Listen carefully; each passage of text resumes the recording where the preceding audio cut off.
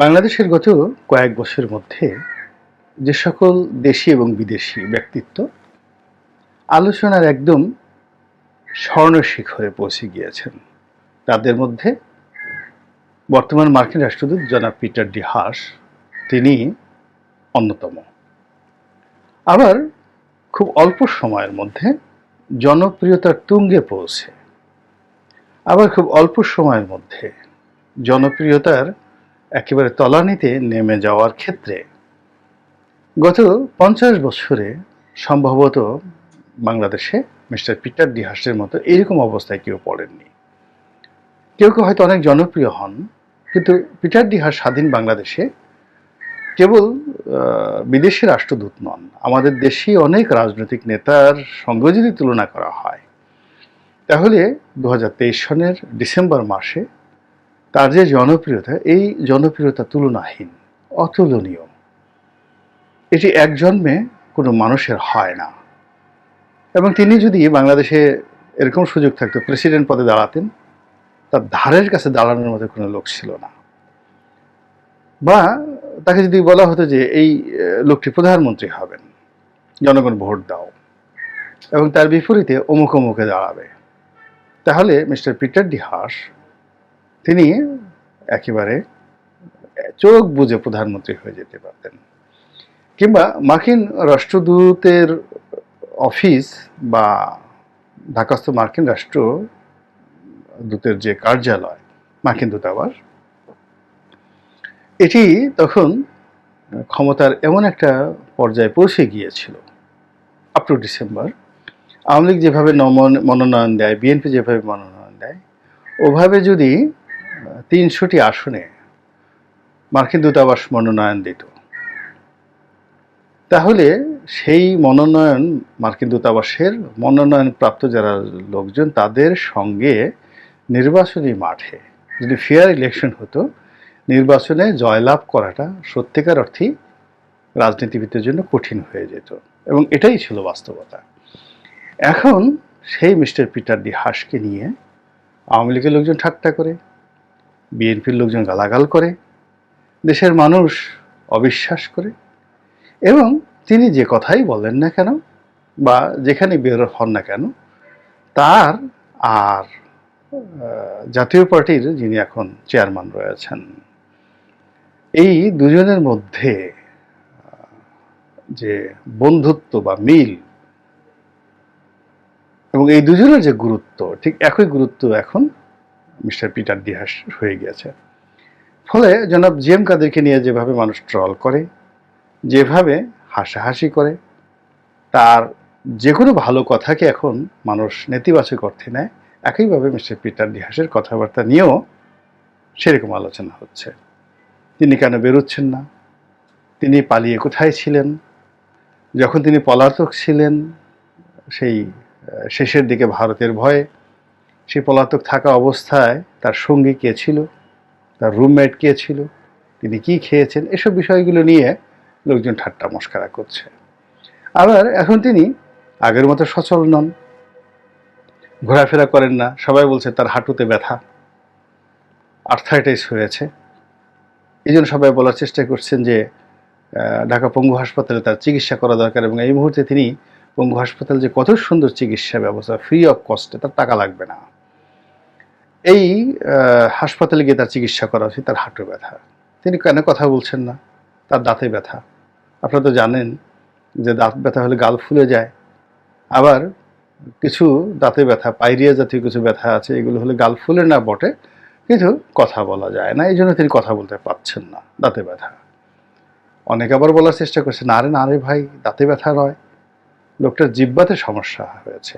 আমরা জিহ্বাতে অনেক সময় আমাদের ঘা হয়ে যায়, জ্বর আসলে, তারপরে ভয় পেলে, কোষ্ঠকাঠিন্য হলে, পেট খারাপ হলে জিহ্বা বিষাক্ত হয়ে পড়ে। এবং বাংলাদেশে এখন যে অবস্থার সৃষ্টি হয়েছে আমেরিকার রাজনীতির জন্য, আমেরিকার জন্য, সেক্ষেত্রে আমেরিকান যিনি রাষ্ট্রদূত, তার জন্য ঠিক আগের মতো হাঁটাচলা করা, ঘোরাফেরা করা, লোকজনের সঙ্গে মেশা, এটি আগের মতো নিরাপদ নয়। ফলে তাদেরকে একটা উত্তেজনার মধ্যে কাটাতে হয়। এবং যেভাবে বাংলাদেশের মানুষ হাঁস খাচ্ছে, এই গরমের দিনে সাধারণত আমাদের দেশে হাঁস খায় না, কিন্তু বাজারে গিয়ে দেখেন যে পাতি হাঁস কেনার ধুম পড়ে গিয়েছে, মানুষ খাচ্ছে, হাঁসের মাংস খাচ্ছে এই গরমের মধ্যে। এখন এটি কি মিস্টার পিটার ডি হাঁসের সঙ্গে রাগ করে খাচ্ছে, এটা বলা যাচ্ছে না। এখন যারা হাঁস কিনছে এবং খাচ্ছে তারা কি আওয়ামী লীগের লোক না বিএনপির লোক তাও বোঝা যাচ্ছে না। এবং শুধু তাই নয়, আমাদের দেশে সাধারণত হাঁসের ডিমের অত চাহিদা নেই, কিন্তু ইদানিং মানুষ হাঁসের ডিমও খাচ্ছে প্রচুর, হাঁসের মাংসও খাচ্ছে, হাঁসের ডিমও খাচ্ছে। এবং হাঁসের মাংস খাওয়ার জন্য মানুষ দল বেঁধে তারা চলে যাচ্ছে পূর্বাঞ্চলে। সেখানে বিভিন্ন দোকান রয়েছে, টং দোকান রয়েছে, যেই দোকানগুলো এখন রীতিমতো ভাইরাল হয়ে গিয়েছে। এবং দৈনিক 100-150 হাঁস সেখানে জবাই হয় এবং সেই হাঁস সবাই খেয়ে আবার সেখান থেকে চলে আসে। তো এইরকম সবাই বলার চেষ্টা করছে যে দেশের যে সার্বিক অবস্থা, যে গরম পড়েছে, তার সঙ্গে সঙ্গে মিস্টার পিটার ডি হাঁসের যদি আতঙ্ক থাকে, অস্থিরতা থাকে, তাহলে তার জিহ্বায় ঘা হওয়া বা জ্বর ঠোসা পড়া, জ্বর আমরা যেটাকে জ্বর ঠোসা বলি, ছোট ছোট হয়ে যায়, এটি অস্বাভাবিক কোনো বিষয় নয়। তো এই যে জিনিসগুলো হচ্ছে, আপনি যখন মানুষ কার্টুন আঁকে, কার্টুন কিন্তু বলা হয় যে অনেকগুলো জীবন্ত মানুষের যে চলাফেরা, অভিব্যক্তি, তার চেয়েও কার্টুন কিন্তু নির্মম। যখন কাউকে নিয়ে ঠাট্টা করা হয়, মশকরা করা হয়, ঠাট্টা মশকরাটা কিন্তু যে কোনো মানুষকে শারীরিকভাবে লাঞ্ছিত করা, অপমানিত করা কিংবা তার প্রতি আঘাত করা, তার চেয়েও কিন্তু কঠিন যদি কেউ কাউকে তুচ্ছ এবং তাচ্ছিল্য করে। এর কারণ হলো আশরাফুল মাখলুকাত হিসেবে প্রতিটি মানুষেরই সম্মান এবং মর্যাদা পাওয়ার অধিকার রয়েছে।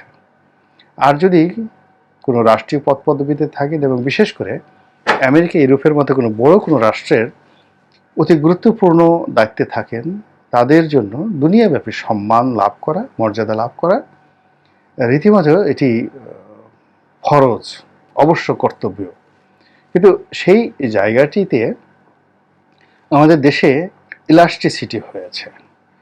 মানে মিস্টার পিটার ডি হাঁস একজন রাষ্ট্রদূত হিসেবে তার যে কর্মকাণ্ড ছিল, তার যে চিন্তা চেতনা ছিল, তার যে কর্মের অধিক্ষেত্র ছিল, সেটি তিনি অতিক্রম করে সাধারণ মানুষের মন মস্তিষ্কে একজন লিডার হিসেবে, একজন ত্রাণকর্তা হিসেবে, একজন উদ্ধারকারী হিসেবে তিনি পৌঁছে গিয়েছিলেন।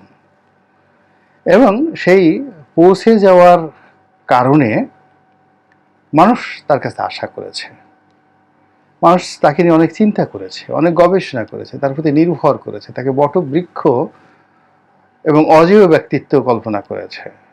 কিন্তু সমস্ত মানুষকে ফেলে, বিপদে ফেলে, কোনো রকম প্রকাশ্যে কথাবার্তা না বলে তিনি যখন চলে গেলেন, তখন সঙ্গত কারণ মানুষ আহত হলো।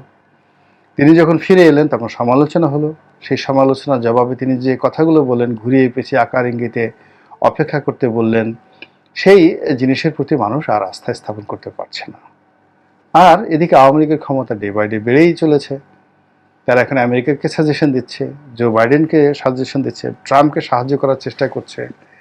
তারা এখন ইরান এবং ইসরায়েল যে যুদ্ধ হয়, এই যুদ্ধে বাংলাদেশ জাতিসংঘের গুরুত্বপূর্ণ অংশীদার হিসেবে যুদ্ধ বন্ধ করার ব্যাপারে দায়িত্ব পালন করার পর্যায়ে পৌঁছে গিয়েছে এবং তাদের বিশ্বাস নিয়েছে। আপনারা জানেন যে কোনো একটি কাজ সফলতার সাথে 3বার যদি কেউ করতে পারে, তখন ধরে নেওয়া হয় সেটাই সঠিক। যেমন কেউ যদি 3 তালাক দেয়, তো সঙ্গে সঙ্গে সেখানে আর সম্পর্ক থাকে না। তো 2014, 2018, 2024 প্রায় একই মডেলে উইথ লেটেস্ট ভার্সনে যে নির্বাচনগুলো করে ক্ষমতায় আরোহণ করেছে গণতন্ত্রের নামে, সংসদীয় গণতন্ত্রের নামে, মানবাধিকারের নামে, রাজনীতির নামে আওয়ামী লীগ যেটা করেছে গত 3টি বছরে, এখন যে যাই বলুক না কেন, যেহেতু তারা সফল হয়েছে এবং 3টি বার তারা পরপর সফল হয়েছে, বিজয়ী হয়েছে, এখন আওয়ামী লীগের চিন্তা এসে গেছে বা আওয়ামী লীগের বিশ্বাস এসে গেছে যে এটাই গণতন্ত্র, এটাই নির্বাচন এবং এটাই সঠিক, এটাতেই সফলতা এবং এর মাধ্যমেই জাতীয় উন্নয়ন ঘটানো সম্ভব এবং পৃথিবীর উন্নয়ন ঘটানো সম্ভব। তো কাজেই এর বিরুদ্ধে যারা ছিল তারা গণশত্রু, এর বিরুদ্ধে যারা ছিল তারা বিশ্বশত্রু।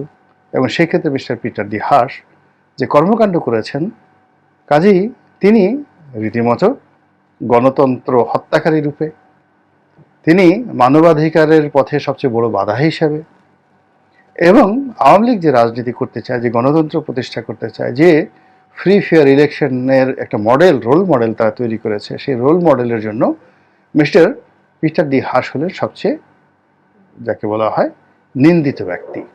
তো কাজেই তাকে নিয়ে যদি কেউ বলে যে সে কথা বলতে পারছে না, তার দাঁতে ব্যথা, সে কথা বলতে পারছে না, তার জিহ্বায় ঘা হয়েছে, কেউ যদি বলে যে তিনি বিচরণ করতে পারছেন না, হাঁটাচলা করতে পারছেন না, তার হাঁটুতে আর্থ্রাইটিস হয়েছে, আর এটা আল্লাহর গজব, এই জন্য আল্লাহর গজব যে তিনি বেশি বেশি আওয়ামী লীগের বিরুদ্ধে গিয়ে বিএনপির পক্ষে কাজ করার চেষ্টা করেছেন, আর বিএনপির যিনি নেত্রী রয়েছেন বেগম খালেদা জিয়া, তারও হাঁটুতে ব্যথা, কাজেই সেই ব্যথা তার শরীরে অটোমেটিকভাবে যদি চলে আসে, এটা আল্লাহর পক্ষ থেকে একটা গজব নাজিল হয়েছে। তো এই সকল কথার জবাব দেওয়ার প্রয়োজন নেই। তবে এই সকল আলাপ আলোচনা কেন হয়, কি কারণে হয়, আমি মনে করি মাননীয় রাষ্ট্রদূত জনাব মিস্টার পিটার ডি হাস তিনি যথেষ্ট প্রজ্ঞাবান এবং তিনি বুঝতে পারবেন। আশা করি ভুল বুঝবেন না।